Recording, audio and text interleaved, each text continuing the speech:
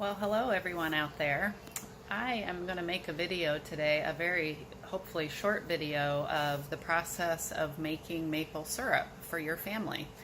This is a hobby that I've done now for 2 seasons and I've learned a ton, and there are tons of videos out there for you to watch to teach you how to do this, but many of them are really long. So I'm hoping this one will be pretty concise for you, just to get you started, know how to do it on a pretty low budget.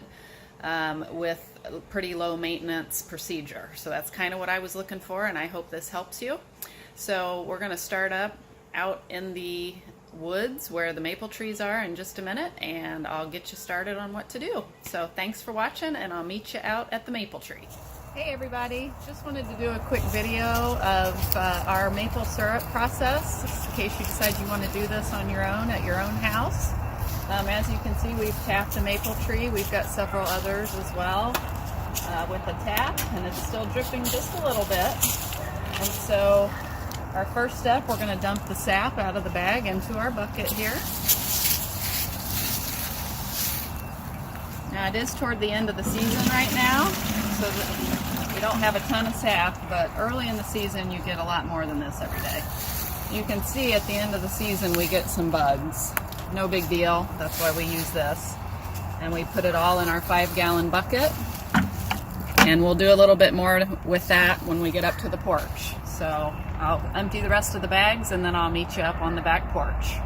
Okay, I'm up here on the porch. As you can see, I've got the turkey fryer lit and it's ready to go. Just a basic turkey fryer with a 30-quart pan. I always just taste my sap just to make sure it's not bad, because it is the end of the season. So just give it a little taste. I still taste a little hint of sweetness. I don't taste any bitterness, so it should be good to go. So I can put my spoon down. One thing, you're always going to want to fill your pan before you put it on the turkey fryer. If you've never used a turkey fryer before, you cannot sit these pans empty on that heat. It will ruin your pan, and it might even come up and injure you. So you're going to take your another sieve that is a little more fine, and we're going to pour the liquid through that just to double, make sure we get all the bugs out. Although a little bit of bugs won't hurt you, but pour all the sap into the pan. Start out with around 5 gallons if you can. Bring it up to a boil, and then you can add to it, which I'll show you later. Okay. If you want to check that out. If you notice on my turkey fryer, we've got it surrounded with bricks. This will greatly increase the amount of steam that comes off, and it will save your propane tank some hours on that. I'm going to sit it right up on there. I've got the tank cranked up to the highest setting possible, so the fire is up as high as it goes, just until it comes to a boil, and then we'll turn it down about halfway and let it steam. So I'll be back in a little bit once that comes to a boil, and we'll take the next step. Okay, it's been about 20 minutes, and as you can see, we are at a very hard boil at this point, and in fact, it was almost ready to boil over. So I've already gone over to my knob here on the turkey fryer. I've turned it down about halfway so that it can start going down. And this is a really important step. As you're watching your boil for the next few hours, you're going to take your hand sieve here, and you're going to get all that white, gross stuff off of there, because it has a bunch of debris that'll end up in your maple syrup. I just chuck it out in the yard. Some people don't, but it won't hurt the grass. So I just do that a couple times, get all that white stuff out of there.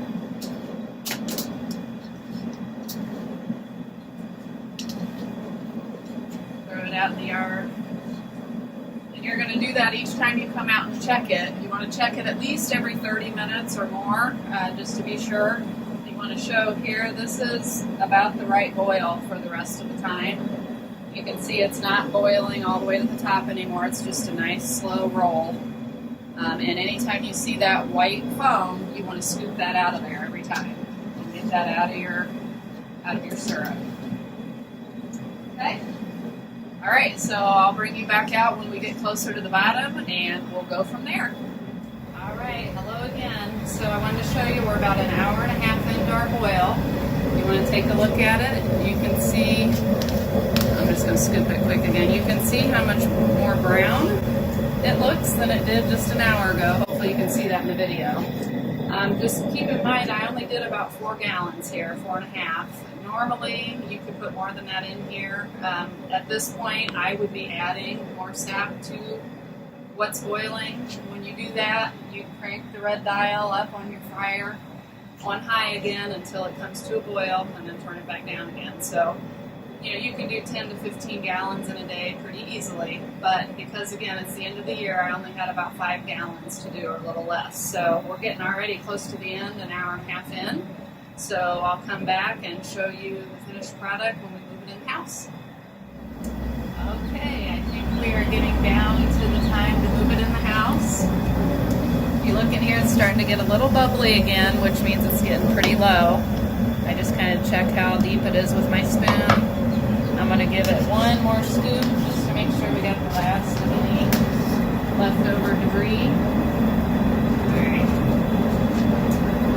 And then what we're going to do is turn off the fryer before we dump it. So if you can see that, got our glasses on. Okay, fryer is off, propane is off. Okay, because again, you don't want that heat on with your empty bucket.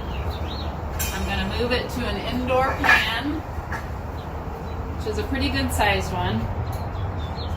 And if you want to look at this color while I'm pouring, you can see it's very brown. We're going to have probably 3 inches worth of liquid in our stock pot here. Now, with this being the end of the season, this does tend to be a little more brown than early in the season. So just keep that in mind. It would be a little more amber if this was earlier in the season for sap. So I'm going to take this in the house and get it boiling, and I'll be back with you in a little bit. All right, everybody. You want to take a look at the syrup here? It's nearly done. Now again, we only did about 4 gallons of sap, so there's not much syrup. Normally it'd be a little higher because we would have boiled down a lot more sap. So that's getting close to our temperature, which the temperature that you want is 219 for the most part. Now there's some discussion about where you live, and sometimes it's a higher temperature, but for most people it's 219 degrees is what we want. So I've got hot water in my jar. Again, this was an orange marmalade jar that has a popping top. I put hot water in it to get it ready, which I've already done. And then right when I'm about to pour the syrup in, I pour the hot water out. Now I'm going to take the temperature, make sure we're at 219. And I'm sure that we are, because when it starts bubbling like this, it's probably a little above. So if you look, we're at 219.7, 220. So we're a little too much, but that's okay. So I turn it off. I'm going to get my jar ready. I give it just a second to cool just a smidgen. You don't want it to cool much, but just a few degrees. You want to take a look at it again? Notice what a dark batch this is. It's not always that dark, but this particular one is pretty dark. Alright. We're going to pour it here into our jar. This is around a pint. This jar is right at a pint. So again, we had the jar soaking in hot water for a little while, so this isn't too bad of a shock. Pour our syrup in there. And then this is really important. If you're going to use kind of a recycled container, you're going to put that lid on nice and tight. Woo, pretty hot. Put the lid on tight. You can see it's still popping. We're going to turn it upside down. So that syrup's going to sit there upside down for a little while. It's going to make the, hopefully if we did it right, make the lid pop when we pick it up, and I'll be back to show you that in a little bit. Well, hi everybody. All right, this has been sitting for about an hour. It's nice and cool. I wanted to also show you, this is all from the same trees. You can see different batches or different colors, and honestly I don't know why yet. I'm still learning. But they all taste great, and you can see this bottle we just did today was pretty dark, so I'm excited about that. So this bottle, if it works, I should turn it upside down and you should be able to hear the top make a popping sound, and that means that the bottle has sealed, which means you don't have to refrigerate it. So if you want to come closer and see if we can hear it. It did not pop, but if you notice, when I push on that, that button is not popping anymore like this one.